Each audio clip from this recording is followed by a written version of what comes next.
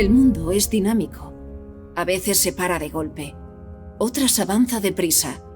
Si queremos lograr un futuro mejor, es necesario contar con las ideas, las personas, materias primas y herramientas que lo hagan posible, empezando desde el origen, desde lo más esencial. Presentes en casi todo lo que nos rodea, los minerales nos acompañan en nuestro día a día, aunque no siempre seamos conscientes. Desde las casas donde vivimos y los electrodomésticos que usamos, hasta las monedas con las que pagamos o las tecnologías con las que nos comunicamos. Intervienen en la fabricación de productos farmacéuticos y material sanitario, en las pinturas que decoran paredes y calles, en baterías, circuitos y tuberías. De ahí su importancia en el transporte de agua o energía. Se hallan en el casco de los barcos que surcan nuestros océanos o en partes de los aviones que recorren cada punto del planeta. Los minerales son, en definitiva, motor de progreso, algo esencial. Las empresas preparadas para el futuro se adelantan, innovan, son responsables y estrechan lazos con las comunidades en las que operan. Por eso en Matsa queremos ser parte activa del cambio y avanzar juntos hacia ese mundo mejor.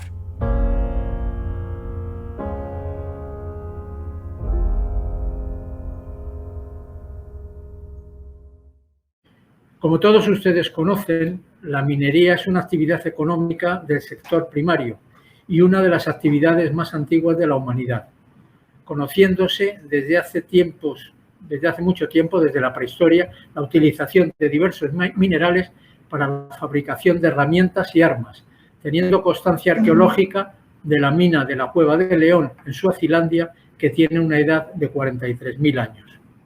Lógicamente, desde entonces hasta ahora, ni que decir tiene la enorme evolución por la que ha pasado esta actividad necesaria totalmente para la casi totalidad de la industria en general, habiendo llegado a alcanzar las cotas de tecnificación, de rendimiento, de rentabilidad y, por encima de todo, de seguridad para las personas.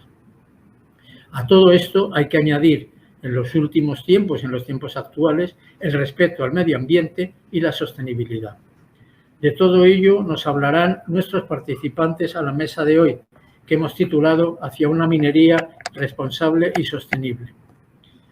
Hoy estarán con todos nosotros Vicente Gutiérrez Peinador, presidente de Confedem, Roberto García Martínez, consejero delegado de Eurobattery Minerals AB, y Juan Manuel Pons Pérez, director de Geología y Exploración de Matsa. Confedem es la Confederación Nacional de Empresarios de la Minería y de la Metalurgia, que cuenta con más de 180 asociados y fue fundada hace más de 43 años para la coordinación de las actividades socioeconómicas de las empresas y empresarios de la minería metalúrgica y transformación de los productos mineros en España, siendo miembro de pleno derecho de la COE y ostentando una de las vicepresidencias de Aitemin. Eurobattery Minerals AB es una empresa minera sueca con sede en Estocolmo que cotiza en la bolsa de Frankfurt y Stuttgart y en la bolsa de Estocolmo. La compañía tiene varios proyectos mineros en curso en Finlandia, en España y Suecia, todos ellos enfocados a la exploración, extracción y desarrollo de los minerales de níquel, cobalto, cobre y otros elementos, materias primas para la elaboración de las baterías eléctricas imprescindibles en la industria europea del vehículo eléctrico. Matsa, Minas de Aguas Teñidas S.A., es una empresa minera española, moderna y sostenible, que cuenta con 3 minas subterráneas en operación en la provincia de Huelva, investigando y explotando yacimientos minerales y su posterior tratamiento en su planta de procesamiento, obteniendo como producto final concentrados de cobre, de zinc y de plomo. Es propiedad de una empresa participada al 50% por Mubdala Investment Company y por Transfigura. Mubdala gestiona para el gobierno de Abu Dhabi una cartera mundial de activos consolidados valorados en más de 229.000 millones de dólares, mientras que Transfigura Group Limited es una de las principales compañías comercializadoras de materias primas del mundo. Matsa es asimismo socio fundador de AMINER, Asociación de Empresas Investigadoras Transformadoras Minero-Metalúrgicas Auxiliares y de Servicios, estando asociada a Confedem, a la Confederación de Empresarios de Andalucía y a la Federación Onubense de Empresarios. Vicente es doctor ingeniero de minas por la Universidad de Oviedo, trabajó en el grupo UNOSA desde 1980 hasta 1996, año en que se crea dentro de la misma UNOSA, año en que se crea, como digo, SADIM, empresa de la que fue director general hasta el año 2005. Posteriormente, desde el año 2006 a 2016, fue primero director de operaciones y luego adjunto al consejero delegado de Iberpotash, hoy ICL Iberia.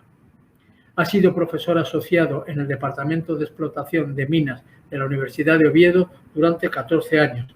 Es miembro de diferentes comités de expertos de la Unión Europea, relacionados siempre con la industria extractiva, y preside el Comité Técnico 22 de UNE, Minería y Explosivos, para el desarrollo de normas en el campo de las materias primas minerales.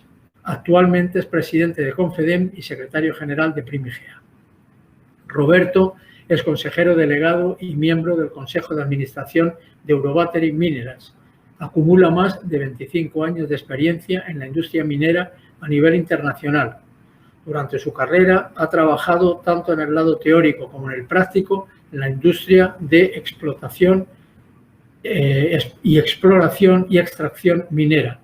Ha sido presidente y director ejecutivo de varios grupos mineros en África entre los años 2006 y 2018. Roberto ha trabajado con estrategias de empresa, marketing, M&A minero y gestión en exploración. Es doctor en Derecho y tiene una licenciatura en Economía y Psicología Industrial. Juan Manuel se incorpora a MATSA en octubre de 2007 como geólogo senior. Entre febrero de 2009 y diciembre de 2014 desempeñó el puesto de jefe del Departamento de Geología y Exploración, desempeñando el puesto de director de Geología y Exploración desde enero de 2015. Cuenta también con más de 25 años de experiencia en explotación y exploración de yacimientos VHMS en la faja pirítica ibérica, trabajando para empresas multinacionales como Boliden, Navan y finalmente MATSA. Obtuvo en junio de 1989 la licenciatura en Ciencias Geológicas por la Universidad de Huelva y además posee un máster en Implantación de Sistemas de Calidad y Gestión Medioambiental y un máster en Ingeniería Ambiental, ambos por la Universidad de Huelva. Muchas gracias a los tres por vuestra presencia en este foro Potencia y por vuestra colaboración y disponibilidad para con nosotros. Asimismo, quiero agradecer a Nuria López Contreras, del Departamento de Contenidos de TPI y redactora de Canteras y Explotaciones, revista editada por TPI, por lo tanto, hermanos de Potencia, por su colaboración, su participación y su implicación para el desarrollo de este foro. Muchas gracias a todos. Y ya sin más, pasamos, si dais al ponéis en activo vuestro micrófono y vuestras cámaras, tanto Vicente, Roberto y Juan, y esperando que no tengáis los problemas técnicos que he tenido yo al principio. Bien, ya os veo, Juan Manuel, os veo a los tres. Muy bien. Muchas gracias de nuevo, buenos días a todos y sin más dilación empezamos con la mesa redonda. La primera pregunta... Ricardo, primero, como ves, los tres sin corbata, los tres sin chaqueta, somos mineros y tú eres ejecutivo. ¿Has visto ya la diferencia? No. Yo no es que sea ejecutivo, yo es que soy mayor. Yo es que soy mayor y toda mi vida lo primero que he hecho ha sido ponerme una corbata antes de ir a trabajar y entonces ya es la costumbre y sinceramente no me veo sin ella y menos en estas efemérides. Entonces, pero de cualquier forma lo importante siempre es el contenido y no el continente, o sea que de cualquier forma os agradezco vuestra presencia. Decía que la primera pregunta, bueno, que es un poco una pregunta para los tres, aunque inicialmente Vicente, pues como presidente de Confedem, pues te la dirige a ti, pues tras la crisis sanitaria del COVID-19, ¿cómo ha efectuado ¿Cómo ha afectado esta al sector minero y a qué nivel de su actividad se encuentra al día de hoy el sector? Bueno, de todos buenos días a todos. Muchas gracias al Grupo TPI por organizar este tipo de eventos que creo que vienen siempre muy bien para ser capaces de informarnos a nosotros, que nos conocemos habitualmente todos, pero sobre todo informar a la sociedad civil, que esperamos esté recogiendo nuestras opiniones y nuestros pareceres en este aspecto. Bueno, la industria extractiva española en particular, pues como es lógico, se ha visto afectada por lo que ha sido el COVID, aunque hay que decir que desde el primer momento, y debido precisamente a la implementación que ya tienen todas ellas en los aspectos de seguridad y salud de los trabajadores, pues todas las medidas que se tuvieron que llevar a cabo de manera urgente allá en marzo de 2020, hay que decir que fueron especialmente ejemplares en nuestra industria, porque ya digo, pues el usar mascarilla es algo habitual, el mantener a la gente aislada en equipos es algo habitual, es decir, hacer grupos burbuja, todo este tipo de cosas.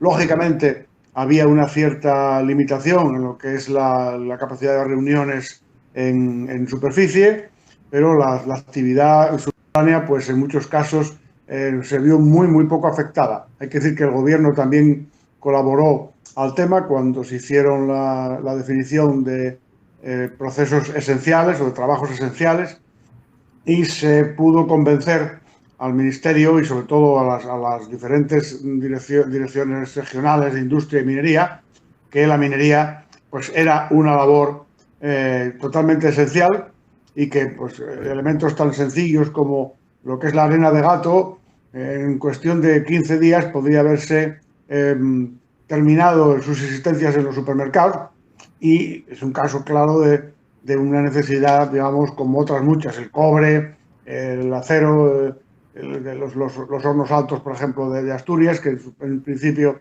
se había planteado el pararlos, una cosa pues, todo ese tipo de cosas, digamos, la administración reaccionó adecuadamente y fuimos capaces de, a través de Confeden y a través de Primigea también, y Cominrock, por supuesto, el ir ayudando a pilotar estos temas en nuestra industria. Ya digo, hubo algún recorte en cuanto a cantidad de personal que podía ir en esos primeros momentos a la mina de forma conjunta, reducción de plantilla, más que reducción de plantilla, reducción de grupos, ¿no? Pero el resto de la actividad pues pudo mantenerse, no digo exactamente igual, pero pudo mantenerse con bastante fluidez. Y le afectó, pero yo creo que una de las industrias a las que menos afectó. En vuestros casos particulares, Roberto y Juan Manuel, esta tónica general que nos ha contado Vicente, ¿se mantiene o tiene algunas peculiaridades? Roberto. Pues, en mi caso quizás por tener operaciones fuera de España, como bien has dicho en la introducción, en Suecia y en Finlandia, y también obviamente en Galicia, donde tenemos algunas operaciones, sí que nos vimos perjudicados por el hecho de las restricciones de movimiento. Obviamente cuando en Galicia, en el caso de Galicia, hubo una temporada que la gente no se podía mover a las operaciones, por lo cual nos produjo un cierto desbaraje en nuestro calendario de operaciones. Pero como bien dice Vicente, tuvimos muy claro desde el principio, quizás por ser una empresa sueca, no porque los españoles lo hagamos ni mejor ni peor, pero tenemos unas líneas de trabajo quizás mucho más familiarizadas con este tipo de eventos, y desde el principio tuvimos claro cómo imprimir o cómo manifestar esa situación que vivimos en el año 2020 a nuestros trabajadores en los 3 países donde operamos, y no nos causó ningún problema en ese sentido. Sí es bien que de cara a la administración pública y cuando tenemos que hablar con con funcionarios públicos. Obviamente, muchos de ellos, en el caso de España, no trabajaban en sus oficinas y sí nos llevó o nos causó definitivamente retrasos, pero por el hecho de que los funcionarios no estaban en sus oficinas y no tenían acceso a los servidores y todo fue mucho más largo el proceso cuando llevaban a cabo su trabajo. Pero por suerte no tuvimos ningún contagio y toquemos madera casi continuo. ¿Algo por tu parte, Juan Manuel? Sí, bueno, un poco lo que ha dicho Vicente al principio. Tuvimos una semana cuando se obligó al cierre a todas las actividades no esenciales y hasta que no se les logró convencer de que la minería era una actividad esencial, tuvimos ahí unos días de parada, pero fue poco. Yo creo que nos llegó una semana o poco más. Y a partir de ahí empezamos a trabajar prácticamente todo el que podía trabajaba de casa y tan solo los que estaban únicamente enfocados a temas de producción, bien en mina o bien en planta, eran los que tenían que estar presencialmente aquí en las instalaciones. Tuvimos, ya os digo, esa semana y después lo que hemos tenido, sobre todo quizás durante la segunda ola, a partir de octubre, sí tuvimos algún momento en que nos salieron algún caso positivo y tuvimos que aislar a todas las personas que habían tenido en contacto. Y hubo algún relevo en concreto de alguna de las minas donde la producción decayó un poco, pero han sido siempre situaciones que se han manejado bien y que no han producido excesivas pérdidas de producción. Actualmente estamos al 100% y nos hemos adaptado perfectamente. Y una cosa que en un principio parecía una incógnita, parecía que no iba a funcionar bien, lo que era el tema de poder teletrabajar desde casa toda la gente. Nosotros teníamos nuestros planes de emergencia y eso, hemos visto que funciona perfectamente y somos capaces de hacerlo desde casa. Roberto, la minería responsable y sostenible, como es el título de este foro, responsable y sostenible con el entorno es esencial a la hora de llevar a cabo cualquier proyecto minero. ¿Cuáles son los principales problemas a los que se enfrenta la minería para llevar a cabo su actividad hoy en día? Vaya pregunta, Ricardo. Vaya pregunta. Es una pregunta muy interesante cuando alguien la ve desde fuera de la minería. Nosotros tres, Vicente, Juan Manuel y tú probablemente, cuando estás dentro del sector minero no lo ves como la inmensa mayoría lo ve desde fuera, que ven la industria extractiva o la industria minera quizás desde una perspectiva negativa. Pero cuando vamos a hablar de problemas que el sector minero tiene en España, que es muy similar al que tenemos en Suecia, tenemos en Finlandia, hay mucha gente que dice o acusa o critica que España tiene una legislación muy estricta. A todo el mundo le digo que no saben la legislación que hay en Suecia o que hay en Finlandia, que quizás sea todavía mucho más dura en algunos casos que la industria o la legislación minera española.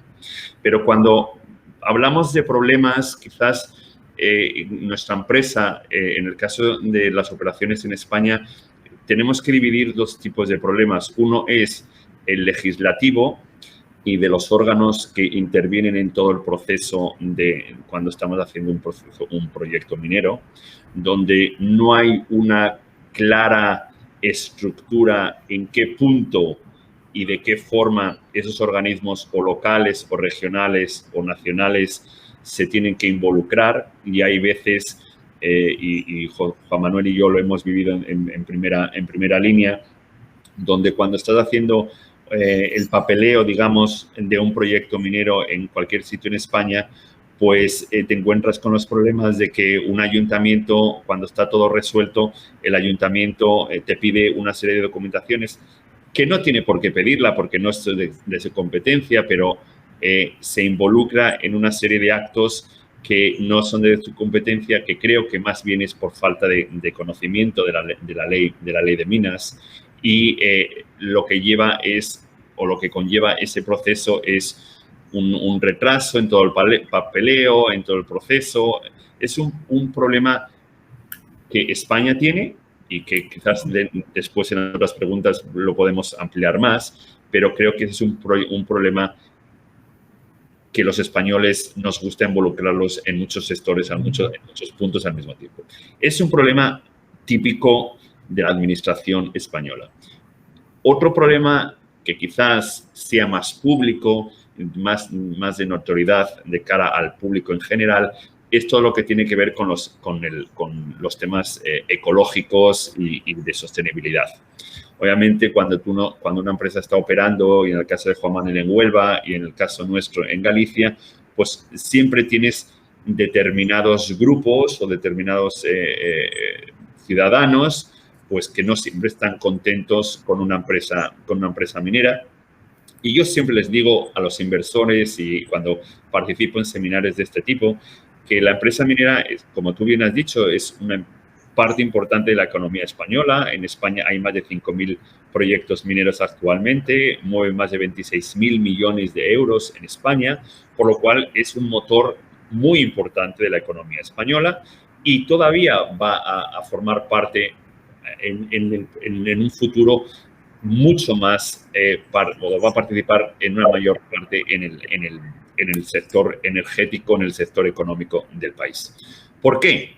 Porque estamos viviendo una época, una ola de industrialización, de electrificación, donde se necesitan más minerales, donde se necesitan más materias primas y todo viene del sector minero.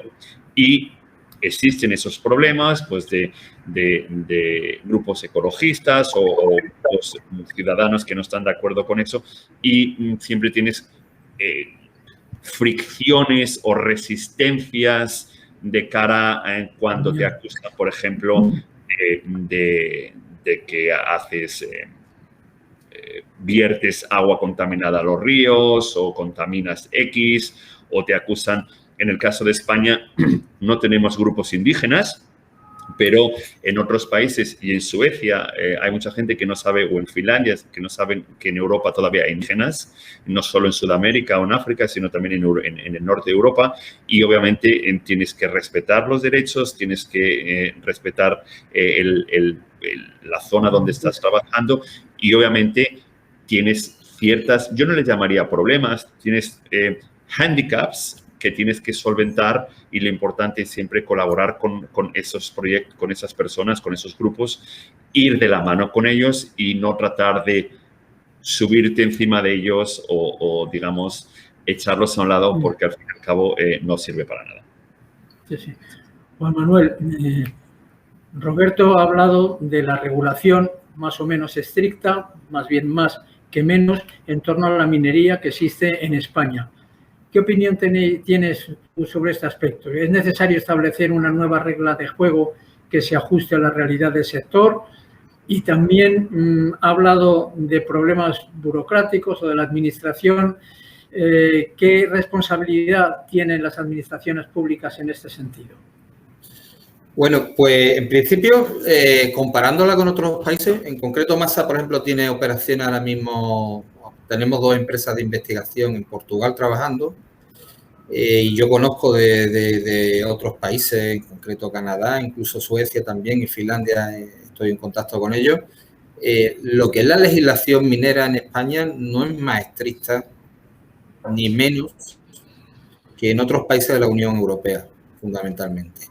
O sea, yo creo que ahí el problema que tenemos va más relacionado con el tema de plazo y sobre todo que vienen de una ley de minas que está un poco obsoleta. No se adapta bien a lo que son los requerimientos que se hacen hoy en día a cualquier operación minera. Entonces, deberíamos de modificarla o sacar una ley nueva que contemplara bastante mejor los temas de plazos a la hora de obtener los permisos y de obtener la licencia. Bastante mejor que la actual ley de minas. Para una empresa minera, para un inversor que vaya a venir a invertir en España, es muy importante saber cuánto tiempo va a tardar en tener el permiso. Y ya no tanto si te lo van a dar o no, porque eso ya depende de cómo sea el proyecto y eso, ¿no? Pero sí es muy importante saber en qué plazo te van a contestar. No se puede tener una inversión pendiente durante años, ¿eh? Y que un proyecto vaya pasando de una administración a otra, pero siempre sin tener un plazo, un momento en el que obligatoriamente te deberían de contestar.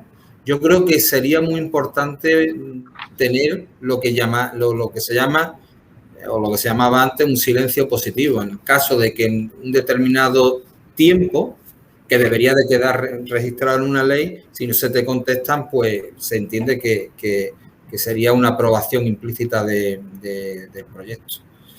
Y después hay que también evitar duplicidades, como ha comentado Roberto, entre administraciones. No es lógico que una vez que tienes aprobado ya un proyecto, en mi caso, por ejemplo, un proyecto de sondeo, ya lo tienes aprobado por la autoridad minera, que previamente la ha mandado a la Consejería de Medio Ambiente y ha pasado todos sus controles y tiene su aprobación. No es lógico que después de eso tengamos todavía que estar pidiendo pues permisos de desbroce para una obra que ya está explicando en el proyecto en sí qué es lo que tiene que hacer, dónde tiene que hacer las plataformas y eso. Y mucho menos que una vez que ya tenemos esos permisos, ahora vaya a solicitar la licencia de obra al ayuntamiento, y el ayuntamiento, que se tendría que estar preocupando fundamentalmente de que no vaya en nada, tus trabajos no vayan en contra de lo que quede recogido en el PGO de esa zona, de ese municipio, pues al final algún ayuntamiento, porque todos no son iguales, pero alguno incluso pues empieza a cuestionarte sobre temas de afección acuífero o temas medioambientales que realmente no son competencias de ellos. Por lo cual nos retrasa mucho más todavía los plazos. Y se nos da el caso de que, bueno, nos podemos a lo mejor llevar 4 o 5 años esperando permisos para poder trabajar.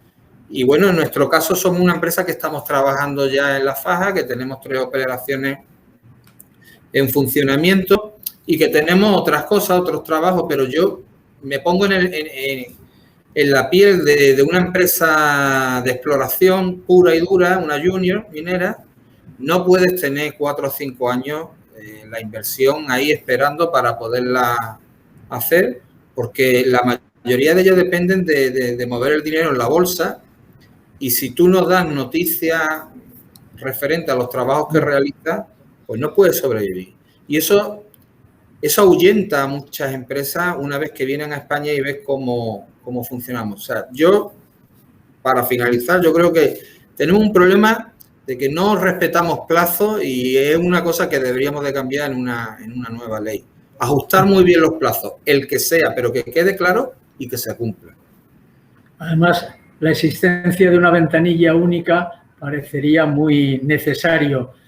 Yo creo que en casi todas las actividades, las relaciones con la administración, pero en este caso concreto, muchísimo más, ¿no? Claro.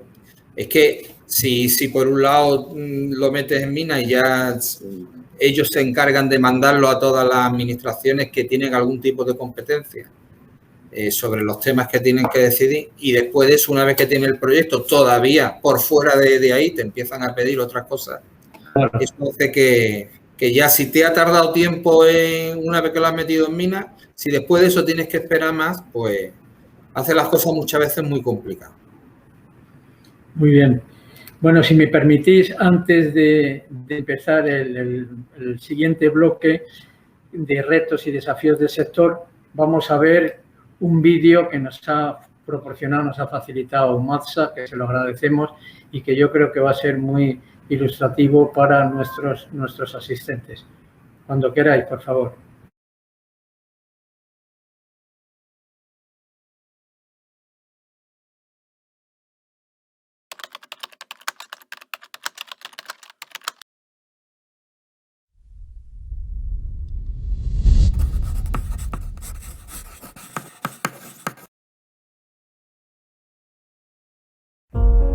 El mundo es dinámico. A veces se para de golpe, otras avanza deprisa.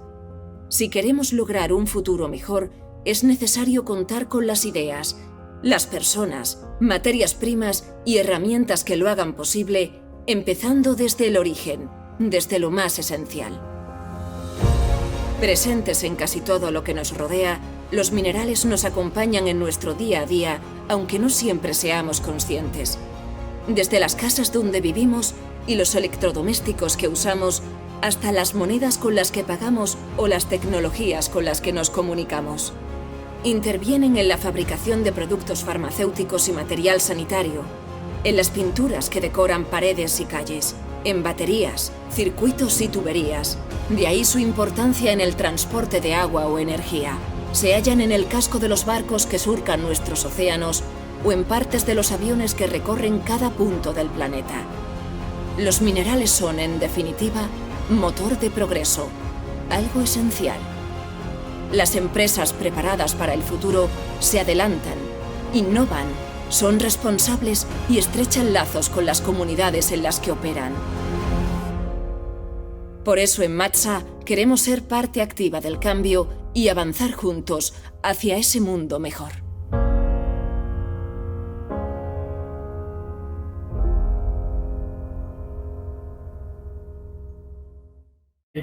Pequeño vídeo que nos ha proporcionado, como decía Matsa, sí queremos afrontar un nuevo bloque que nos habla o nos introduzca un poco en los retos y desafíos del sector que se han esbozado en el apartado anterior.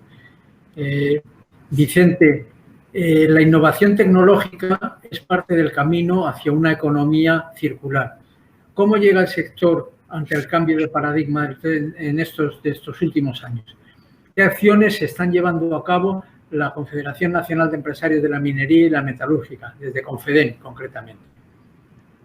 Bueno, está claro que ahí tenemos un paradigma que seguir, que es el de la industria 4.0. Eso es. Lo que está haciendo Confedem, llevamos ya en ello pues casi 2 años, es motivar a nuestros afiliados a que se vayan enganchando a lo que sería pues el MINA 4.0. Hay que decir que empresas como Matsa no es que estén enganchadas, sino que están en primera línea. Yo pensaba que en el vídeo que ibais a poner, pues ibais a poner alguna de esas actividades de Matsa, como es pues el que los palistas puedan estar, o las palistas puedan estar trabajando desde una oficina sin tener que bajar a la mina. En fin, el tema de que digamos que es uno de los botones de muestra de hasta dónde se puede llegar la tecnología, la minería de hoy día. Y enganchando un poco con lo que dice Roberto, porque es que la sociedad civil sigue pensando que la minería es algo peligroso, es algo oscuro, donde muere mucha gente, porque se tiene la idea de la minería del carbón, la minería de la energía energética de hace 60 años. Y hoy día la minería no tiene absolutamente nada que ver con ese sector, pero en la mentalidad y en la cabeza de las personas mayores, que son las que transmiten, oh, la minería es una cosa de esta. Y es algo importante pues darle publicidad a lo que hace en particular en este momento Matsa, porque digamos en España Matsa pues es la cresta de la ola. Otras muchas empresas están trabajando en esa línea, animadas por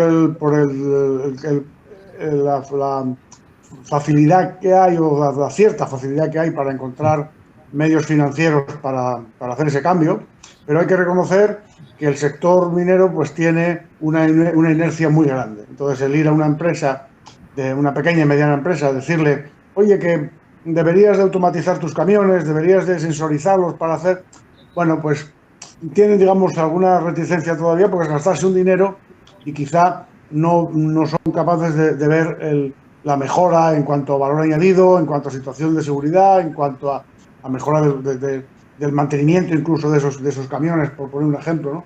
En particular, Confedem es miembro de la AIT de Raw Materials. La AIT es uno de los Knowledge and Innovation Community que tiene el Instituto Europeo de Tecnología, y en ese entorno pues llevamos presentando varios proyectos. Estamos trabajando en uno actualmente, el proyecto CERA, que precisamente es el proyecto europeo en el de normalización, de estandarización de todo el proceso de la línea de mercado, desde la inversión inicial en un proyecto minero hasta la puesta en el mercado. Son cuatro normas que van desde la parte de inversión, después sería la de proceso, que es la que está ahora mismo, minería y procesado. Luego estaría el Chain of Custody, que de alguna manera garantizaría que un producto, es algo que quiere la Comisión Europea, que un producto que forma parte de lo que se vende dentro de la Comisión, de la comunidad, de los países miembros, no solamente está certificado, sino que además se puede garantizar su procedencia. Tiene ese niobio, ese tántalo que se están produciendo ahora mismo en España, pues son un ejemplo que se podría certificar que los teléfonos móviles construidos con ese tipo de cosas tendrían su norma, cumpliendo su norma, y luego la puesta en mercado. Es el proyecto Cera. Pero luego hemos presentado además otros 2 proyectos más, uno con Penauta, Strategic Minerals es donde está sacando ese coltan europeo, es la única mina de coltan que hay en Europa, y el proceso está puesto en marcha a través del CENIM, que es el Centro Nacional de Investigaciones Metalúrgicas del CSIC. Está prácticamente ya en proyecto piloto, la extracción de ese niobio y de ese tántalo a partir de la escombrera, de momento de la escombrera, luego del mineral interior, que tiene la mina de Penauta de estaño, y que encima se está recuperando el medio ambiente porque se está tratando la escombrera y recuperando tanto el estaño que queda de las antiguas residuos del proceso, como del niobio y el tántalo, que son fundamentales. Y luego también incluso estamos en otro proyecto que hemos presentado de utilización de imágenes satélite para todo lo que es la monitorización en tiempo real, no monitorización digamos en cuestión de horas o en cuestión de días de cómo se mueve pues una balsa de finos o unos taludes de escombrera, de mina, para poder monitorizarlo en tiempo real con la ayuda de la recién sacado, porque es un tema muy reciente, radar multifrecuencia, que permite evitar permite sacar datos de una zona que tenga cobertura vegetal, cosa que no es normal en este.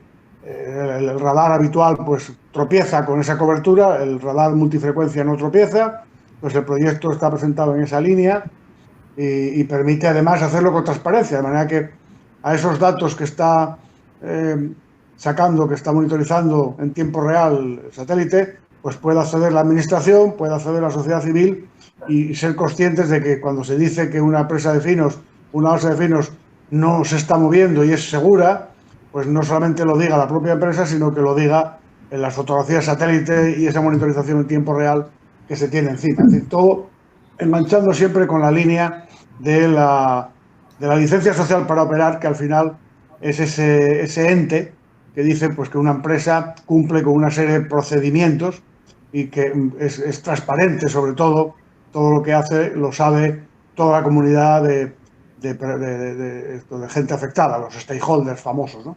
Y que es un poquitín y eso es lo que estamos fomentando entre nuestros asociados. Fenomenal. Muy bien, Juan Manuel. En este sentido, en la dirección o en la idea comentada por Vicente de incorporación hacia el 4.0, hacia las nuevas tecnologías, etcétera, ¿están las empresas mineras preparadas para hacer frente a estos desafíos? ¿Cuáles son los retos principales que os enfrentáis tanto en la investigación como en la explotación de los yacimientos? Bueno, pues la verdad es que yo voy a hablar desde el punto de vista de Masa. Creo que está bastante preparada para estos nuevos desafíos. Estamos utilizando tecnología punta. Lo que comentó anteriormente Vicente, es verdad que en el vídeo que hemos mandado no se ve. La verdad es que es una pena porque tenemos varios vídeos donde se puede ver la gente operando la maquinaria de superficie. Y esto es posible, vamos, este tipo de modo de trabajar es posible porque ya tenemos instalado la Wi-Fi en 2 de las 3 minas y próximamente lo tendremos ya en la tercera mina que estamos operando, que es la de Sotier. La idea de todo ello es, al final, exponer lo menos posible las personas a los peligros que presenta una mina. Que aunque nosotros tenemos nuestras medidas de seguridad y eso, siempre una mina es un entorno, yo no lo diría un poco desfavorable a las personas, ¿no? Pues las condiciones no son las mismas que las que tendríamos en superficie. Nosotros también somos una empresa que formamos parte de la asociación EIT Raw Material. Estamos trabajando en varios proyectos europeos. Y bueno, estamos trabajando en varios, por ejemplo, que nos ayudan a estar modernizados. Estamos trabajando en concreto en un proyecto que es Farming, que estamos desarrollando unos dispositivos y unas aplicaciones informáticas con la idea de implementar la realidad aumentada dentro de las minas.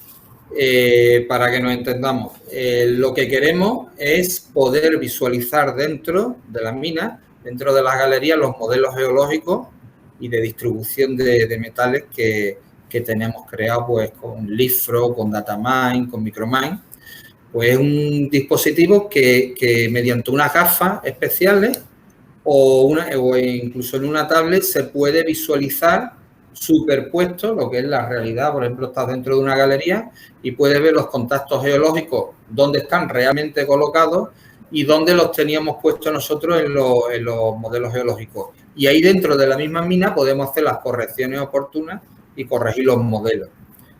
También podemos ver dónde estaría la mayor ley dentro de los cuerpos mineralizados, porque lo estaríamos viendo directamente sobre la realidad superpuesta. Algo así como la aplicación esta que servía para cazar Pokémon, pues algo parecido. Estamos desarrollándolo, es un proyecto de 3 años y estamos ya entrando en el segundo año. No, estamos ya inmersos, llegando casi a la mitad del segundo año de investigación y va bastante bien. Ese es uno de los proyectos. Otro de los proyectos en los que estamos trabajando, europeos, es desarrollando la nueva generación de un Core Scan. Es el proyecto Ancorelog. Estamos involucrados varias empresas e instituciones europeas y se está desarrollando eso, una segunda generación del Core Scan.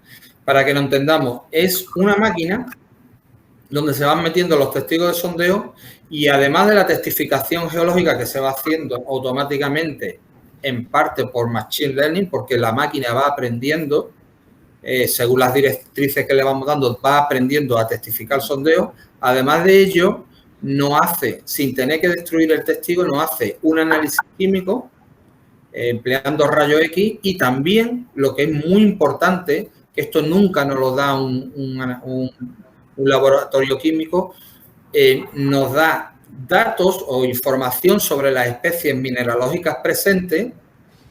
No es lo mismo que tengamos el cobre en calcaupirita que lo tengamos en tetraedrita, y también nos da información textural de estos minerales, lo cual es de mucha ayuda para nuestros procesos metalúrgicos.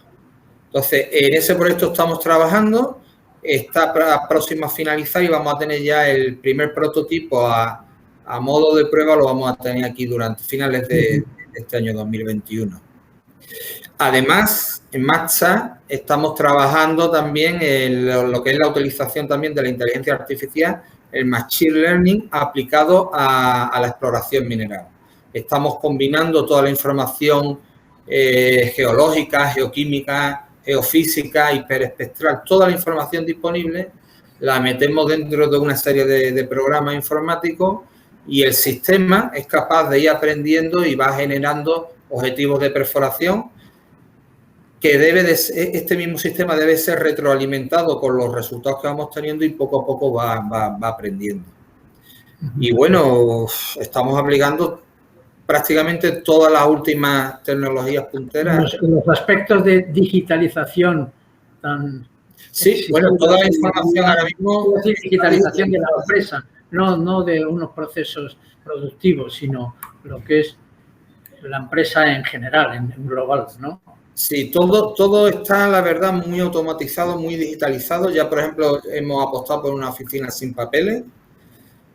Parece algo simple, pero la verdad es que está teniendo bastante éxito. Prácticamente no tenemos papeles en la empresa.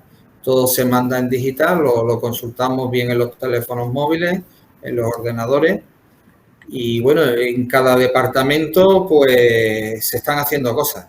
La verdad es que yo que empecé a trabajar en 1990 en minas de Anarcoya, el cambio que ha pegado la minería hasta hoy, la verdad es que es muy grande. muy grande. Sí, sí.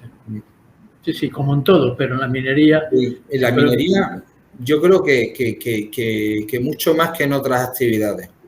Sí, hablando un poco de las demandas de materias primas críticas necesarias para esa transición verde en Europa, parece ser que se van a multiplicar de manera exponencial durante los próximos años. Roberto, tú como más centrado en este tipo de temas más ligados al automóvil eléctrico, a todo este tipo de digamos, no de tendencias, porque ya es una realidad.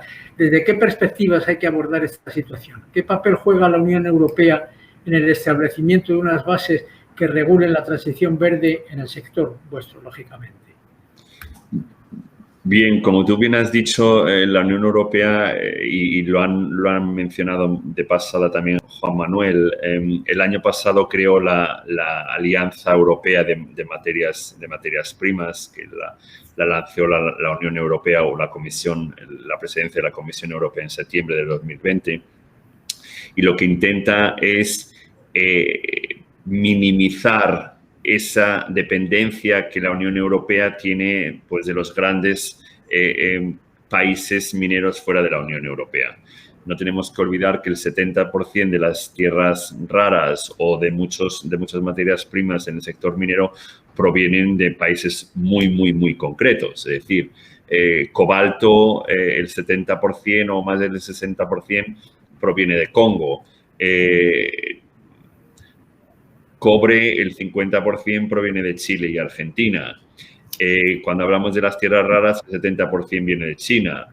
Cuando hablamos de níquel, en nuestro caso, el 50% viene de Filipinas e Indonesia. Es decir, son países muy, muy concretos que además no siempre contribuyen o tienen un régimen democrático y por lo cual manipulan de alguna manera también los precios al alta o a la baja según les conviene, por lo cual la Unión Europea se ha visto obligada, por suerte para todos nosotros en el sector, a tomar parte en el asunto y crear plataformas o intentar crear bases para minimizar esa dependencia. Hemos visto hace un par de meses cuando un barco se cruzó en el medio del canal de Suez, que toda la empresa, por lo menos en Alemania, toda la empresa tecnológica y de fabricación de automóviles tuvo que parar 2 o 3 semanas porque no tenía los componentes electrónicos. Solo es un ejemplo de cómo la Unión Europea depende de países externos cuando es el caso de las materias primas. Y yo siempre pongo el ejemplo que cuando señalo mi teléfono móvil y digo que dentro de un teléfono móvil hay 35 metales. De esos 35 metales, la mayoría de ellos se pueden lograr en la Unión Europea. Desde el norte de los países escandinavos hasta Portugal con litio, o en Austria o aquí o en Alemania tiene litio, en España, en Grecia, en Irlanda.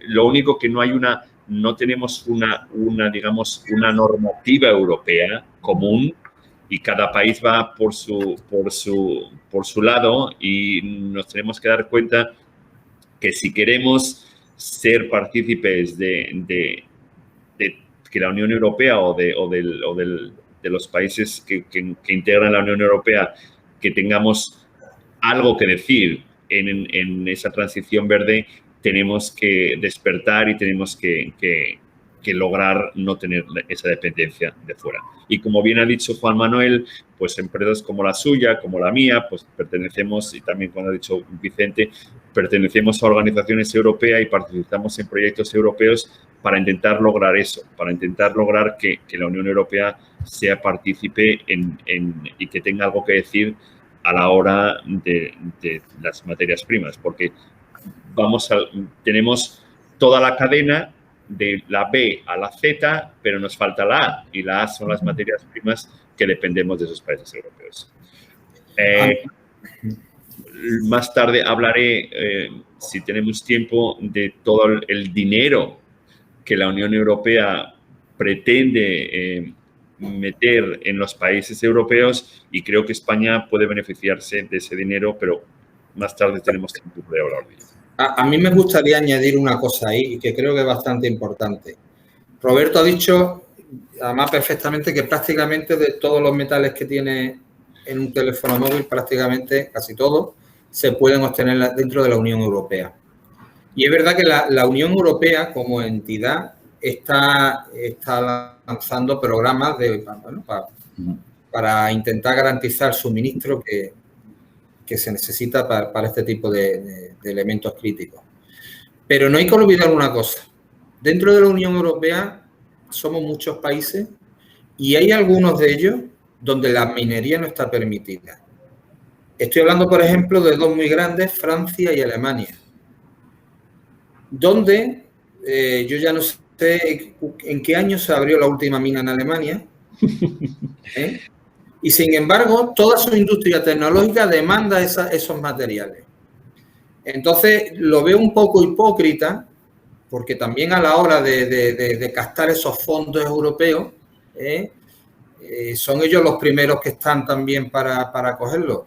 Yo creo que deberíamos de cambiar un poquito el chip, de presionar también a esos otros países donde la minería no está permitida o no está bien vista, y obligarlos un poquito a que, hombre, si tienes la industria tecnológica y necesitas esas materias primas, al menos permite también en tu territorio la minería.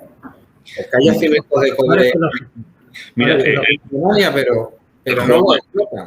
Juan Manuel, lo has descrito muy claramente. Yo que vivo en Alemania, te puedo decir que, como bien has dicho, no hay ninguna empresa minera o no hay ningún proyecto minero importante que sea moderno, digamos. Todos llevan desde hace muchos siglos parados. Alemania es un país rico en materias primas, claro, pero tenemos la desgracia en este país de que, como he dicho al principio, nadie quiere tener un proyecto minero en la parte de atrás del jardín o del pueblo donde vive. Por lo cual, si quiere tener la industria tecnológica. Mira, exacto. Ayer me encontré con un parlamentario, con un miembro del Congreso de aquí en Alemania, y le dije que me parece muy hipócrita que ellos den dinero alemán, del contribuyente alemán, para facilitar proyectos en Latinoamérica de litio, concretamente en un país de Latinoamérica donde el gobierno alemán patrocina y da dinero para promover un proyecto minero en Latinoamérica de litio, pero sin embargo no da dinero a uno que pueda estar a 300 kilómetros. Con esto va a cambiar, Juan Manuel. ¿Por qué? En septiembre, dentro de 3 meses, son las elecciones generales en Alemania. Durante 16 años en este país gobiernan, digamos, los conservadores, pero las últimas encuestas dan que por primera vez en la historia alemana probablemente el Partido Verde va a jugar un gran rol a la hora de formar un nuevo gobierno. Cuando digo los verdes, mucha gente puede decir, uy, cuando van a participar un gobierno participado por la coalición de los verdes, quizás no son promineros. Pero es algo muy extraño que pasa en este país, como otras cosas. Hay cosas buenas, hay cosas malas o diferentes. El grupo de los verdes en Alemania es prominero, intenta promover proyectos mineros dentro del país. Por eso mismo, Juan Manuel, porque se dan cuenta de que es mejor tener proyectos mineros regulados, éticos, sostenibles, ecológicos en Europa, no voy a decir en Alemania, en Europa, que no descontrolados en Congo, donde trabajan niños, donde yo he visto muchas cosas que no debería haber visto en mi vida o nadie se lo deseo, o en Latinoamérica destruyendo los grandes lagos en Chile, en la Patagonia, en Argentina. Alemania se tiene que dar cuenta, y tú lo has dicho muy bien, somos hipócritas. Los alemanes son hipócritas en muchas cosas. Tiene una industria automotriz importantísima, la industria automovilística en este país es la más importante. Los grandes compañías del sector son alemanas, Audi, BMW, Daimler, bla, bla, bla, pero dependen, como tú bien has dicho, dependen de otros países y nadie quiere tener en el jardín de su casa, cerca del jardín de su casa, una empresa minera. Pero va a cambiar porque no les queda otro remedio. Tienen mucha presión de la población y sobre todo Alemania se ha descolgado del carbón, se ha descolgado de la energía nuclear, potencia mucho la energía eólica, la energía solar, y se da cuenta que al fin y al cabo la relación con los chinos no siempre es la más fácil de todas. Entonces, espero... Para la revolución verde son necesarias esas materias primas. Exacto. Y no puede haberla. Y yo te puedo decir, Juan Manuel, como bien has dicho, que un proyecto minero en Alemania, para empezar, por lo menos 10 años. Para empezar, 10 años. Seguro. Hablando un poco, siguiendo un poco con el tema que habéis tocado, el tema energético, ¿cómo afecta la transición energética a la extracción de ciertos metales necesarios para la misma y su demanda en el mercado? Vicente, tú que tienes esa perspectiva general un poco más amplia, más panorámica. Bueno, yo concretamente de este tema, que son, digamos, el título Materias primas para la transición energética, he hecho recientemente un par de presentaciones en el colegio y otra en el Club Español de Medio Ambiente, y es que podemos ir poniendo, digamos, los ladrillos en la casa. La cuestión es, la Comisión Europea lanza su estrategia particularmente de materias críticas y materias estratégicas en particular en septiembre. Evidentemente, todos los que estamos, toda la industria extractiva y transformadora de materias primas está ahí pendiente de ello, no es una novedad que ellos aparezcan, pero sí la novedad, quiero hacerla, dejar la nota presente que en las presentaciones anteriores de la lista de materias críticas de la Comisión Europea, la presentación corría a cargo de un director general. En septiembre de este año presentan esa lista y la estrategia el vicepresidente de la Comisión Europea, Šefčovič, y el comisario Breton de Producto Interior, del Mercado Interior, que luego vuelven a presentar la Alianza Europea de Materias Primas el día 28, si no recuerdo mal, o 27, también ellos dos. Es decir, el compromiso que eso implica, el cambio de que hasta ahora la presentación cada 2 años lo hacía un director general y ahora viene el vicepresidente y un comisario a poner la cara de una estrategia europea, implica, digamos, el grado de compromiso que esta situación adquiere. Y de hecho, un termómetro indicativo es la reacción de los grupos ecologistas con cartas de protesta de cómo iba a pasar, de que la minería no, de que tal, de que no sé cuánto, que hay que hacer la economía circular, tiene que ser. Bueno, ya sabemos, la economía circular no es que sea obligatoria, es que seríamos tontos si no lo estuviésemos haciendo. De hecho, se viene haciendo no con la exigencia legal que se tiene ahora encima de la mesa y con determinados límites mínimos que hay que llegar a cumplir, pero lo que está claro es que está ahí y además estamos utilizándola y cada vez hay más minería urbana, que es lo que de alguna manera se da por llamar a esta parte, pero con toda esa minería y suponiendo que pudiesen llegarse a reciclajes tan altos como los del aluminio, del cobre o del acero en este momento, del 50 o del 60%, ni siquiera así seríamos capaces de cubrir el incremento de demanda que se tiene de aquí a 2050. Es decir, que ya lo ha comentado un poco Roberto, pero es que la demanda crece exponencialmente. Un coche eléctrico precisa 5 veces más cobre que uno de gasoil. Y estoy hablando de uno de los metales transversales, no de los metales críticos. Es decir, que se denominan metales transversales los que cualquier tecnología de las de verde pues va a necesitar, que es el cobre, el aluminio y el acero. Y esos metales están disparando el precio. El cobre ha disparado su precio, pues yo no sé si por 4 o por 5 actualmente, como está en el mercado. Y ya no digo nada lo que va a pasar con los metales críticos, con los materiales críticos en cuanto China le dé por decir, verás que se me ha puesto un poquitín para arriba el tema del praseodimio y el neodimio que necesitas para esos aerogeneradores que vas a instalar de 30.000 megavatios en toda España y te voy a poner el precio un poquitín más caro. Es decir, que el precio de eso va a estar al orden del día. Entonces, ya hay, y a lo mejor quizá me meto un poco en el siguiente bloque, mirando hacia el futuro, ya hay posturas a nivel gobierno que, por supuesto, a nivel gobierno fuera de España están ya hace muchos años. Alemania, que estábamos hablando ahora mismo de ella, lleva desde el año 2009. En el 2008 se pone la estrategia de materias primas encima de la mesa por parte de la Comisión Europea, dándose cuenta de que hay que cambiar algo. Y el primer país miembro que hace algo al respecto es Alemania, que crea su agencia de materias primas, evidentemente para buscar materias primas en otros sitios que no sea Alemania, pero sí que la pone en marcha y la pone en marcha, ya digo, o sea, al año siguiente. Los demás países han tardado mucho en crear sus estrategias y España está en ello. Vamos a ver si somos capaces, porque somos el único país que no la tiene. Hay una hoja de ruta, luego comentaré un poquitín más al respecto del tema.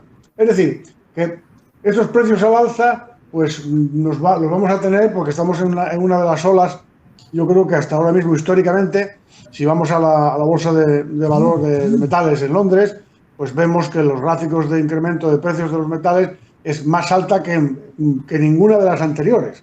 Es decir, que el disparo ha sido realmente muy, muy importante y lo que no podemos pretender y lo que no puede pretender la Comisión Europea, y creo que no lo pretende y eso lo tiene muy claro, es cambiar la dependencia de combustibles fósiles por la de tierras raras de China. Porque hoy día Europa se abastece en un 95% de las tierras raras de China. Entonces, señores, hagamos algo, hagámoslo mirar, porque si no, tenemos un problema. Sí. Sí, y centrándonos un poco en el tema del dinero, en el tema de los fondos. Y los fondos europeos, la aplicación de los Next Generation, que están tan a la orden del día y tan de boca en boca en cualquier actividad en la que trate. El Pacto Verde Europeo, Roberto, pretende transformar la Unión Europea en una economía moderna, eficiente, en el uso de los recursos, competitiva. La aprobación de los fondos europeos parece que es una bocanada de aire fresco para muchas industrias. ¿Esto cómo se traduce en la aprobación de dichos fondos para el sector minero en nuestro país? ¿Y qué expectativas hay y cuáles son los pasos a seguir en el corto y medio plazo? Bueno, para aprovechar, digamos, el aprovechamiento de esos fondos. Sí, como bien dicho Vicente, vamos a ver, la Unión Europea ha acordado endeudarse por primera vez en su historia en 750.000 millones de euros, que son muchos millones. Y España va a participar o le corresponden o se le deberían asignar, si hacemos bien las cosas, el 20% de esos 750.000 millones, es decir, unos 140.000 millones, que le corresponden más que proporcionalmente le deberían de corresponder por su PIB, ¿cómo se dice en español? El Producto Interior Bruto. Exacto. Entonces, por su inversión bruto le correspondía el 10 o el 11, pero le han dado el 20 porque España ha sido uno de los países europeos que más ha estado afectado por el COVID. Entonces, vamos a tener 140.000 millones de euros hasta el 2026, donde España, si hacemos bien las cosas, lo vuelvo a repetir porque la Unión Europea lo va a controlar muy bien, va a estar muy bien regulado y se tiene que contar con una serie de ciertas condiciones para que podamos recibir todo este dinero. Y ya en los presupuestos del próximo año están acordados o están ya incorporados 26.000 millones de esos 140.000 millones. Con todo esto, ¿qué quiero decir? El sector minero, con todo el dinero que genera en la economía, con todas las empresas mineras y proyectos mineros que hay, desde los grandes como el caso de Juan Manuel o de las pequeñas, las juniors, se puede beneficiar de todo ese dinero. Un caso, me consta que el País Vasco y Valencia están haciendo las cosas muy bien y están presentando ya proyectos para recibir parte de ese dinero. Me consta también que Cataluña, por medio de Volkswagen en la planta de Martorell, quiere hacer una digamos, un joint venture o poner un grupo de empresas muy potentes detrás, por ejemplo, Volkswagen, con Iberdrola, con Telefónica, con CaixaBank, para hacer un centro de baterías eléctricas en el sur de Europa. Y todos esos, digamos, proyectos que España puede presentar se pueden beneficiar de esa cantidad enorme de dinero. ¿Por qué le llaman Next Generation? Porque lo que pretenden es que las próximas generaciones tengan nos podamos, digamos, beneficiar de todo ese dinero que la Unión Europea se va a endeudar durante los próximos 6-7 años para recibir ese dinero. Creo que es una oportunidad única para España. Yo creo que solamente España anteriormente ha tenido 2 oportunidades similares y ha sido en el año 1986, cuando entramos en la Unión Europea, y en el año 1959, que yo no lo viví porque no estaba todo aquí, pero quizás tú, que eres, digamos, el mentor de este seminario. En el 1959 hubo un plan estratégico de planificación donde también hubo una serie de medidas importantes en la economía. Yo creo que esta oportunidad, que es la tercera oportunidad con mucho dinero viniendo de la Unión Europea, más de lo que nos debería corresponder, creo que si España lo hace bien, la minería va a jugar un papel importante a la hora de recibir fondos europeos. De todas formas, la aplicación de estos fondos se tienen que aplicar a proyectos que incidan de una manera fundamental en los aspectos de digitalización y de sostenibilidad. Exacto, o sea, exacto. Sí. Y por ello el sector minero puede jugar un papel importante. Por eso he dicho, por ejemplo, el caso de la fábrica de baterías eléctricas de Martorell. Es decir, van a necesitar materias primas que quizás voy a hacer publicidad de la empresa de Juan Manuel, que les suministren las materias primas. Me consta que hay otro proyecto en Extremadura también de una planta de baterías eléctricas, con la antigua mina de agua blancas de Safir. Es decir, hay proyectos ya que se están intentando poner todas las piezas del puzzle para recibir esa cantidad de dinero que es importante, y que el sector minero se puede beneficiar extraordinariamente de ello, sin duda ninguna. De todas formas, yo creo que una de las cuentas pendientes que tiene el sector minero es el tema de la comunicación. En numerosas ocasiones se habla de la mala imagen que proyecta, en alguna ocasión lo habéis dicho, que llega a la sociedad de la minería. ¿Cómo se explica a la sociedad que la minería puede ser sostenible y responsable? ¿Qué pueden hacer las empresas o instituciones para cambiar esto o conducir este tema, Juan Manuel? Bueno, yo en el caso de Masa, por ejemplo, yo no sé si es que hemos sido demasiado afortunados o es que estamos realmente haciendo las cosas bien, porque la verdad es que no hemos tenido prácticamente ningún rechazo social a ninguno de nuestros proyectos. En cualquier caso, nosotros, yo creo que lo que hemos apostado, lo primero es por ser muy transparentes. Y no es solo decirlo, sino es que hay que hacerlo. Hay que hacerlo.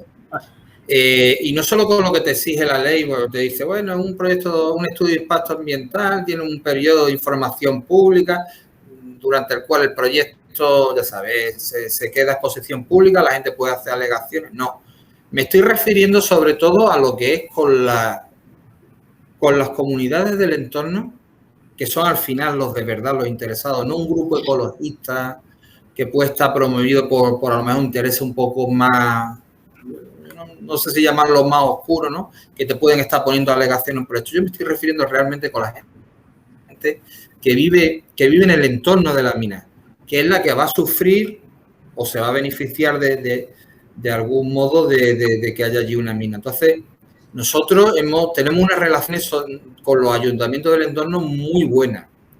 Hemos aplicado desde el inicio una política de círculos concéntricos. En más del 80% de la mano de obra que tenemos 700 directos de Masa, más 1.300 empleados de contrata, más algo como 1.000 puestos de trabajo más indirectos. Todo el 80% es mano de obra local. Y eso también nos hace de que, bueno, que como son mano de obra local, ellos mismos son los que saben y los que cuentan lo que se está haciendo aquí. Esto nos ha dado muy buen resultado. Además, tenemos de recibir visitas de universidades y organismos de todo tipo, o cualquier colectivo que quiera visitarnos. Bueno, pues tenemos jornadas de puertas abiertas, tenemos al menos una al mes, durante las que se apuntan gente que están interesados en conocernos y vienen aquí y se les enseña pues todo lo que se les puede enseñar. Bajar las aminas no se les puede hacer ahora, porque ya es una cosa bastante complicada, pero enseñarles las instalaciones, la planta y eso, lo hacemos.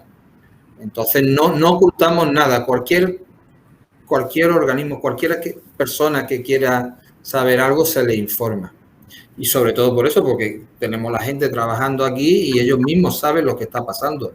Difícilmente podríamos ocultar un vertido o algo, porque es que se sabría enseguida, porque las mismas personas que están trabajando aquí lo contarían. De todas maneras, nosotros comunicamos cualquier incidente que podamos tener, se comunica en tiempo y forma a todas las administraciones que tengan que estar involucradas. Nosotros no ocultamos nada.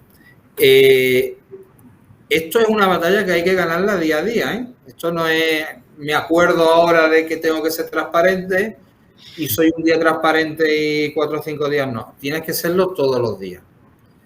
Y consiste fundamentalmente en explicarle a la sociedad en qué consiste nuestro trabajo, un poco en romper esa imagen antigua que se tenía, que la minería era algo sucio y algo mal pagado y que, bueno, algo peligroso, y explicarle qué es la minería moderna que estamos haciendo ahora y cuáles son los beneficios que le estamos aportando a la sociedad. Ese vídeo que pusimos antes nosotros iba un poco más encaminado a explicar por qué éramos una actividad esencial. La verdad es que teníamos otros vídeos que también hubieran sido útiles. Y bueno, pues eso es una batalla que es día a día y todas las empresas se lo deberían de aplicar.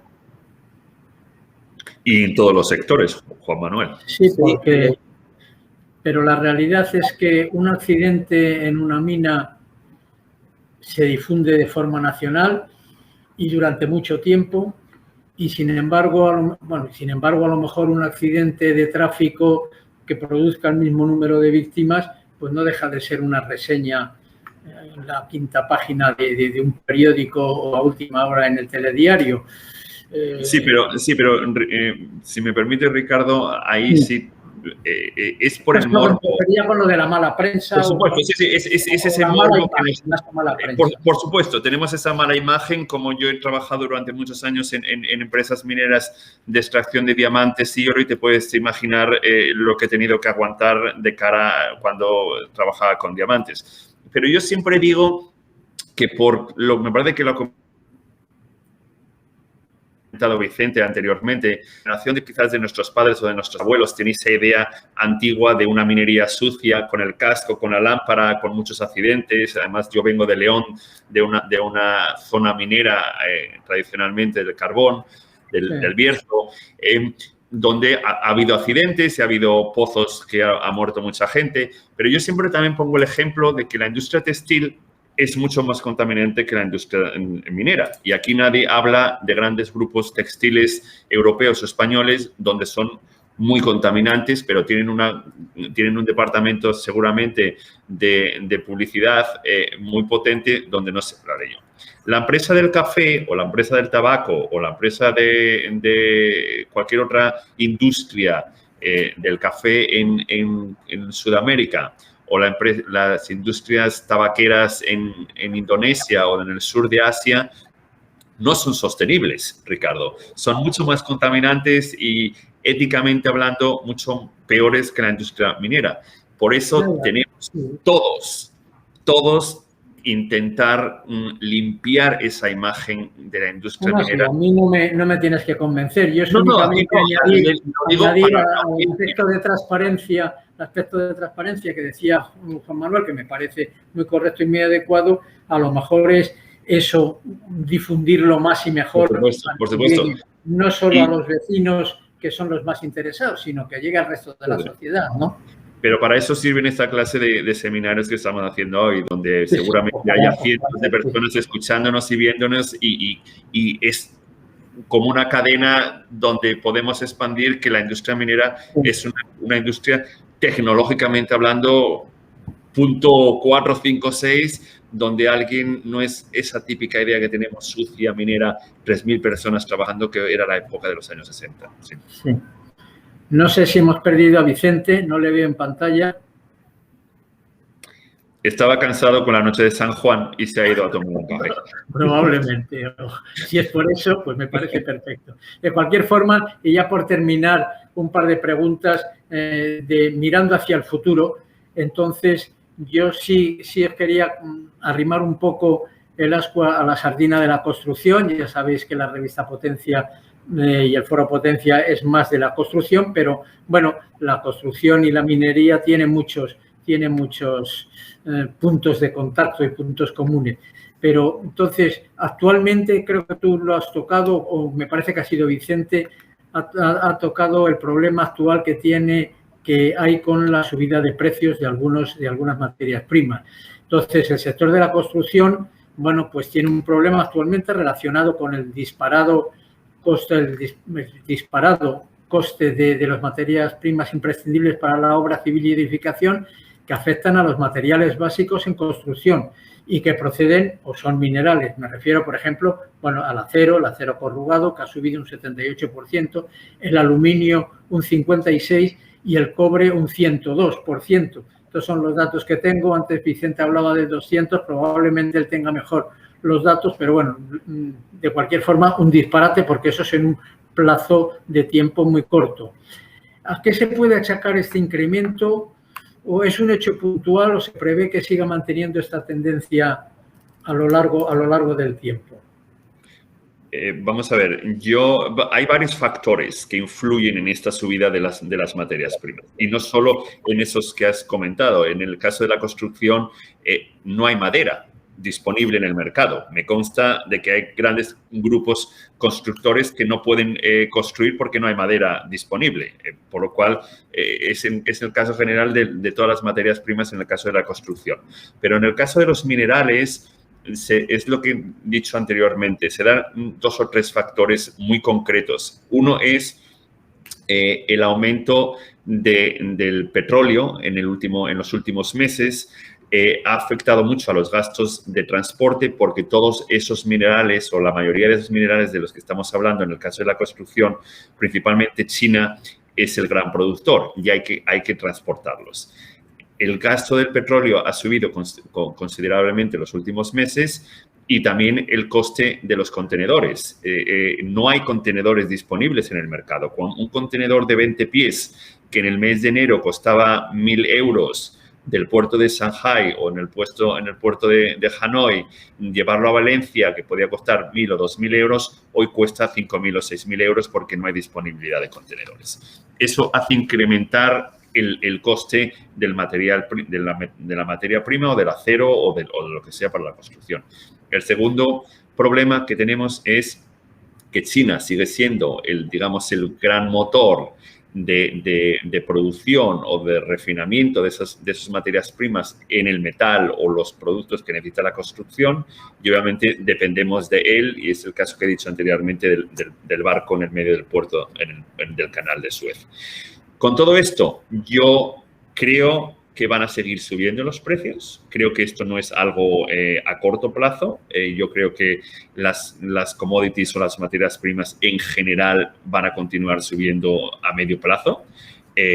Lo ha dicho Vicente anteriormente, un coche eléctrico necesita, en el caso concreto del cobre, 5 veces más que un coche normal o, digamos, de combustión, por lo cual no hay suficientes materias primas. La demanda crece mucho más rápido que la oferta. Y dentro de unos años, empresas como la de Juan Manuel o la mía o la de muchas otras empresas mineras van a tener o se van a beneficiar de ese aumento del sector minero. También tengo que decir que hay casos, y conozco casos de empresas mineras en Canadá o empresas mineras en los Estados Unidos que están empezando a pasar de nuevo por la planta las escombreras, porque les compensa mandar de nuevo la escombrera, que a lo mejor llevaba 10 o 15 años apartada, porque contiene todavía metal dentro, y les compensa porque los precios de las commodities o de las materias primas están por las nubes, por lo cual el sector minero crece en todos los sitios. Y cuando vamos al tema de los inversores, para ponerte un ejemplo, los inversores en este momento, grandes inversores, están locos por buscar proyectos mineros, sobre todo en la Unión Europea, a pesar de todas las dificultades que hay con la legislación, porque saben que a largo plazo es una inversión que les va a traer muchos beneficios. Bien, Juan Manuel, ya yo que sé que a ti este tema te tiene preocupado y que además que lo tienes afrontado desde hace mucho tiempo, y que además es un tema recurrente en nuestros foros, es la formación de los trabajadores en general y de los operadores en particular. Máxime la de estos últimos, teniendo en cuenta las nuevas tecnologías que incorporan cada vez más las máquinas y en general los procesos productivos. ¿Cuál es tu opinión al respecto y qué está haciendo el sector o qué estáis haciendo vosotros o qué recomendación puedes dar sobre el tema específico de formación? Bueno, Maxa en formación apuesta fuertemente por ella. De hecho, bueno, está continuamente dándole formación a sus trabajadores. Incluso se le va definiendo a cada uno lo que sería un plan de carrera. La aplicación de estas nuevas tecnologías pues crea la necesidad de tener cada vez trabajadores más cualificados. Hoy en día un camionero, un jumpista, un palista es un trabajador muy cualificado. Son gente que manejan máquinas que muchas veces muchas veces no siempre, son muy complicadas a nivel tecnológico. Prácticamente son ordenadores que hacen otras cosas. No es un ordenador como el que estamos utilizando ahora, pero es un ordenador que perfora, que mueve una pala. Entonces, por un lado está eso, y después también las comunicaciones dentro de la mina se están haciendo ya a través de las tablets y de los smartphones. Entonces, necesita ya gente que tenga una cualificación avanzada en algunos aspectos. Además de esta formación interna que Maxa le va dando a sus trabajadores, porque tiene trabajadores ya que tienen a lo mejor una edad, los tienes que ir reciclando, les tienes que ir enseñando todo lo nuevo. También estamos apostando por acuerdos y convenios con institutos del entorno, en concreto para la formación de estudiantes que están realizando FP2. En concreto hay un curso que se está dando en el Instituto de Calaña de excavaciones y sondeo, que duran unos 2 años y durante el cual estos trabajadores hacen todas las prácticas, tanto en Maxa, me consta, como también en Atalaya Mining, la empresa que está explotando minas de Río Tinto. Y puedo decir que una buena cantidad de estos alumnos, yo me atrevería a decir que más del 80-90% al final están siendo contratados bien por Maxa o en alguna de las contratas que nos trabajan o bien en Atalaya. Están teniendo una buena inserción laboral. Aparte de ello, también con las universidades tenemos acuerdos de colaboración en materia de investigación y también en materia de formación. A lo mismo que estamos contratando alumnos o personas que acaban la formación esta de FP Dual, estamos trabajando con la Universidad de Huelva y la Universidad Internacional de Andalucía, y puedo decir que la mayor parte de los técnicos que tenemos han pasado por alguna de las carreras o másteres que se están dando en estas universidades y que están realizando las prácticas aquí. La formación es muy importante y cuando yo me incorporo a Maxa de nuevo, pues yo estuve trabajando entre 1996 y 2003 estuve trabajando para Navan, que finalmente dio en quiebra después de la crisis de los metales que hubo a finales de 2001. Yo me vuelvo a incorporar otra vez aquí ya, siendo esto una empresa distinta, a Maxa en el 2007. Y un problema que nos pasó es que nos habíamos quedado sin mano de obra minera. entre las personas que se prejubilaron y la gente ya que no trabajaba, pues nos vimos obligados a importar mano de obra cualificada de otros países, especialmente de Perú. Y ahora, pues gracias a la formación que hemos estado dando nosotros aquí y a la que hemos no obligado, pero sí hemos sugerido que se hiciera a las entidades locales y a las entidades educativas, poco a poco vamos teniendo disponibilidad de mano de obra cualificada. Entonces, bueno, es una cosa muy importante que no hay que olvidarla y es un nicho de empleo muy importante que tenemos hoy en día. De hecho, en el entorno de la mina, pues la tasa de paro es muchísimos puntos menor que en el resto de la provincia y de Andalucía. Sí. Entonces, me vais a permitir un momento, sé que Vicente tenía un compromiso, entonces, pues yo no sé si te da tiempo a exponer una mirada al futuro, las perspectivas que tiene el sector para el próximo año, y para el 2022 y años venideros. Si te da tiempo, aunque sea brevemente, te lo agradeceríamos. Y si no, pues me lo dices, si te tienes que ir ya mismo, me lo dices y lo dejamos aquí. Sí, no, es que tuve un pequeño problema con el wifi de aquí, se ve que se fue y se ha vuelto, por eso me perdisteis un ratito. Sí, tengo que irme, pero me da tiempo.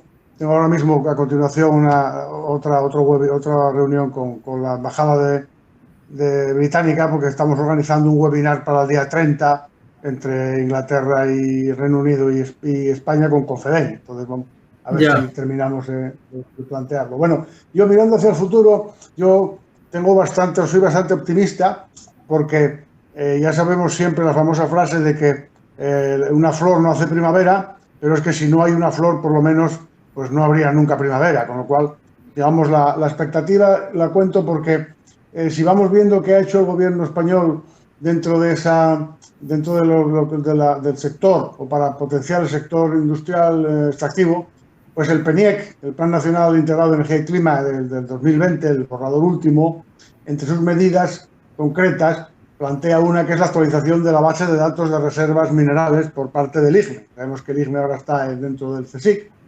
Y es que, para conocimiento en general, en la base de datos del IGME, en términos globales, no hay digamos, actualizaciones puntuales de determinados metales, pero en general está sin actualizar desde el año 78, 7-8, como dirían en el bingo. Y entonces, ahí hay un dinero y hay una actitud y hay una implicación del gobierno, decir, oye, pues hay que dar dinero al IGME para que ponga al día estas reservas, porque eso es fundamental para la atracción futura y presente de inversores, que la gente sepa dónde hay para poder enviar a las junior a hacer, a esas denostadas junior que son imprescindibles, para hacer la parte de investigación inicial, lógicamente. Y luego tenemos la estrategia de almacenamiento energético que se publicó en septiembre del año pasado. En esa estrategia todavía se concentra más la necesidad del país de ser más autodependiente, de autoabastecerse de materias primas de manera sostenible. Eso lo pone clarísimamente que evidentemente tiene que ser una manera. Pero es que hoy día, es decir, voy a hacer extracción sostenible, yo creo que es casi una perogrullada para mí, porque es que es imposible. Ya lo dije antes, no hacer una extracción sostenible porque es que no habría lugar a la licencia, no tiene ningún sentido. Pero bien, vamos en eso. Y finalmente, el MITECO, después de las reuniones que pudimos tener con ellos a lo largo de 2020 y por desgracia de la pandemia, pero que nos vino bien porque pudimos reunirnos con la Secretaria de Estado de Energía, cosa que hubiese sido impensable, o con el Secretario de Estado de Medio Ambiente, o con el Secretario General de Industria, con Raúl Blanco, y eso se concretó en que el MITECO está preparando una hoja de ruta para la explotación de materias primas minerales sostenibles.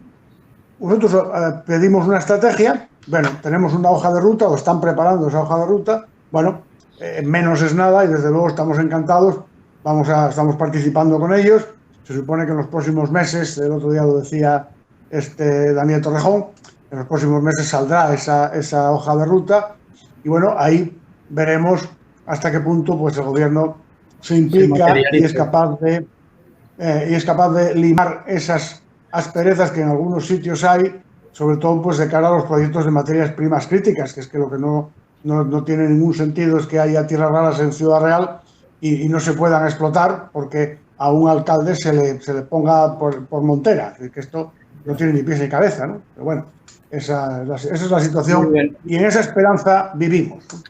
Y yo pues os tengo que dejar... No te quiero entretener más. Te agradezco tu presencia y entonces seguimos con las preguntas que nos han hecho nuestros oyentes. Seguimos tanto con Roberto como con Juan Manuel un ratito más. Entonces, te agradezco y puedes ir con tus interlocutores británicos por nuestra parte. Muchas gracias, de cualquier forma. Muchas gracias a vosotros y un abrazo.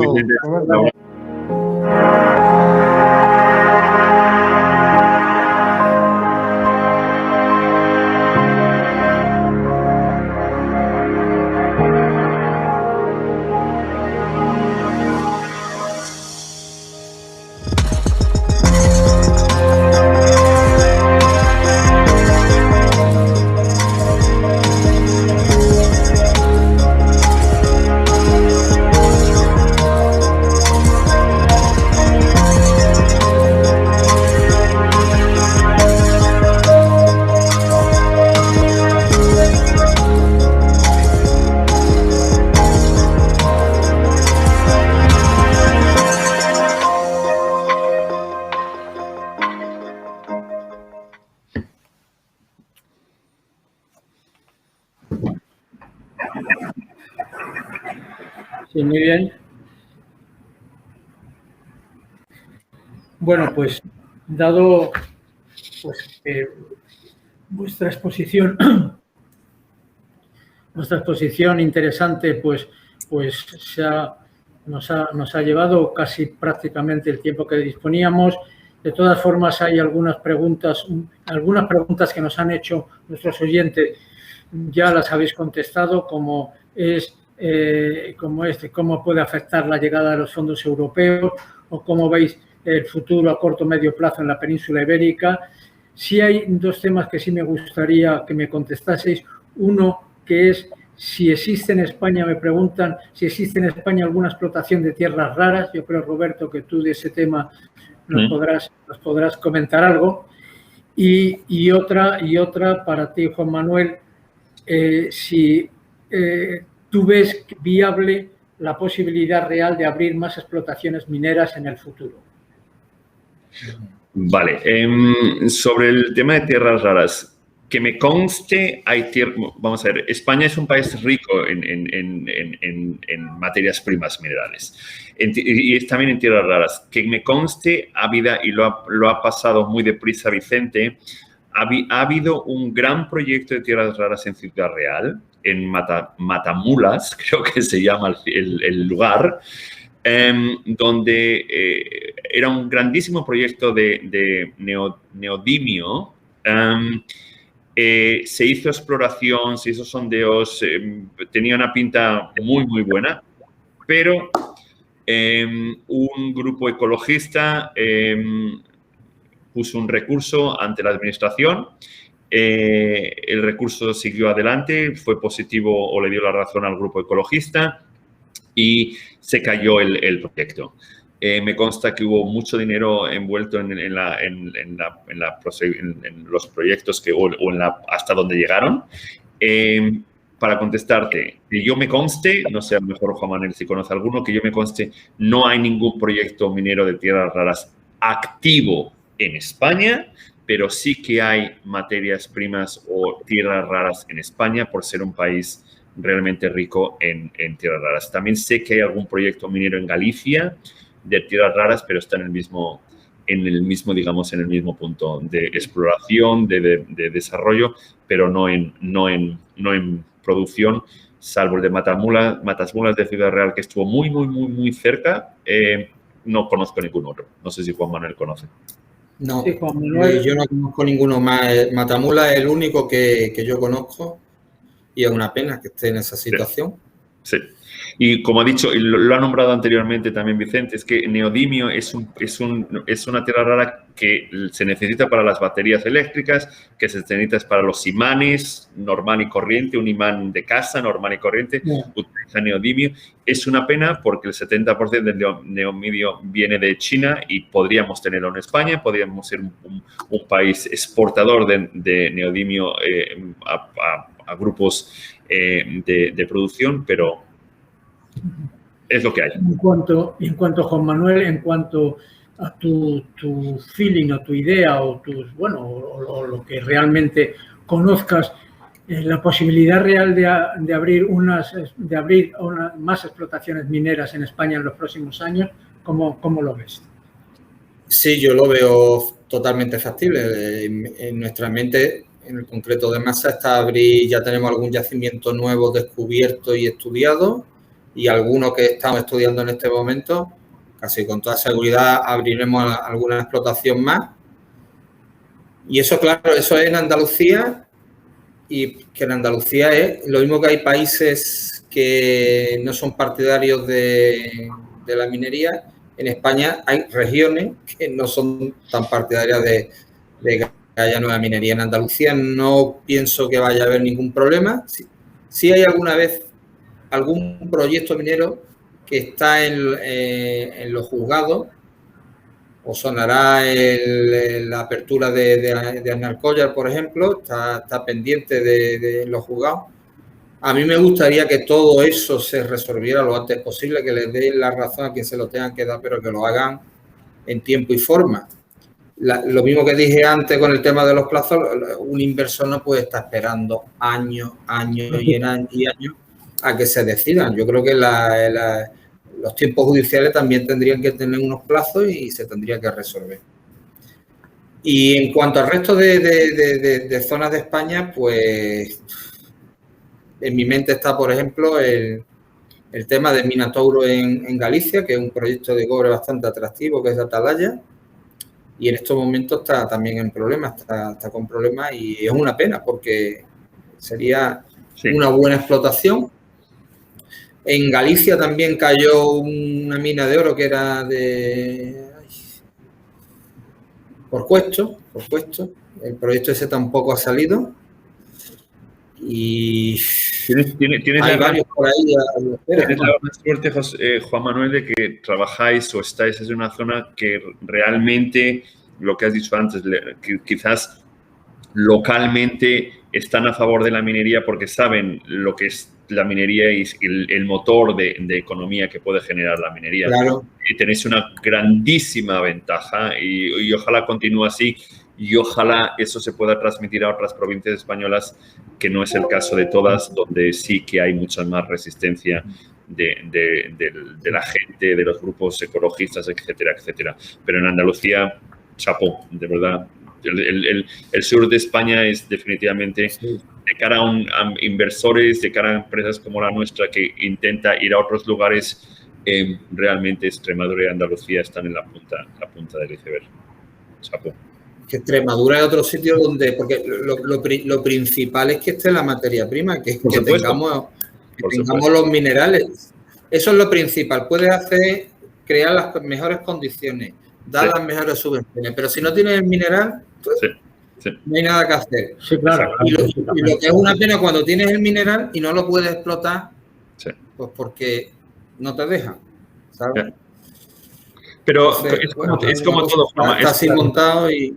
Estamos en una democracia, hay que respetarla, pero no siempre jugamos todos con las mismas cartas. Y hay, como lo has nombrado, hay ciertos grupos de personas, independientemente de dónde vienen y de quiénes son y de quién los subvenciona o los da apoyo financiero, que están de principio pro sí, en contra de la minería, y les da exactamente igual si es un motor de economía, de empleo, les da exactamente igual. Por eso lo que hablábamos antes